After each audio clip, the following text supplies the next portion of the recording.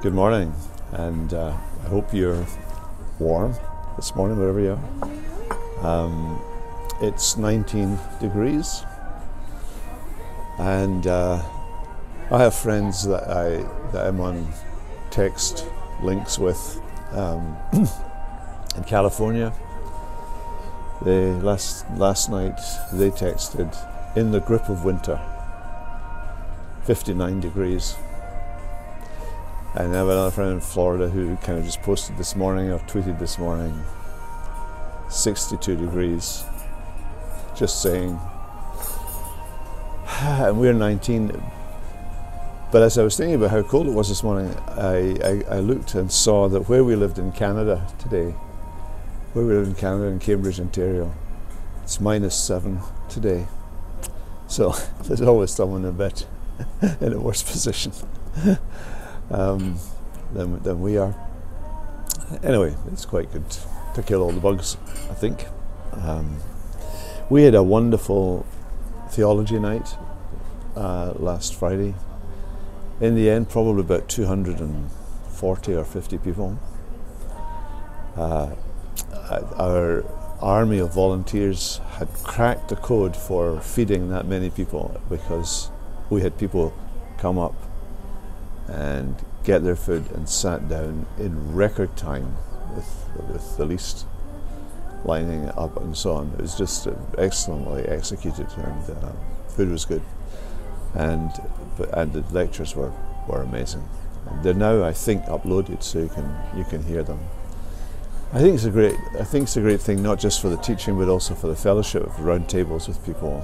And so many people from inside our own church and outside our own church are grateful that we're tackling the kind of themes that we're doing. So pray for our thinking about that going forward. Gavin and I are working on that, and I'm so grateful for his leadership in that area as well. Today, just thinking this morning, I was meditating this morning on words in Deuteronomy. You will probably know these words, but they go like this: the eternal God is our refuge, and underneath are the everlasting arms.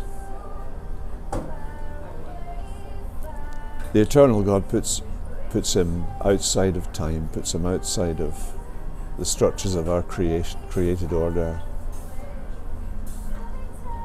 He is our refuge. He's our dwelling place.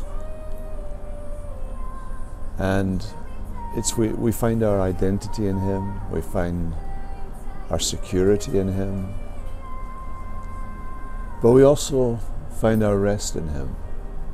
What happens when you get to that point in your life where, in a sense, you can't go on anymore, and you're struggling, and you feel as if your grip has gone? You know, there's a place in the Christian life for letting go and just falling into the everlasting arms that are ready to carry you and catch you. And maybe somebody is watching this today, and that's exactly what you need to hear. He is the eternal God who never changes and never ends. He is your dwelling place. He is your refuge. And when you have nowhere else to go and nothing else that you can do in your own strength, you can fall into his everlasting arms and be safe. And I just want to pray, Lord, today will you be to all of your people our refuge and our everlasting arms. God be with you this week.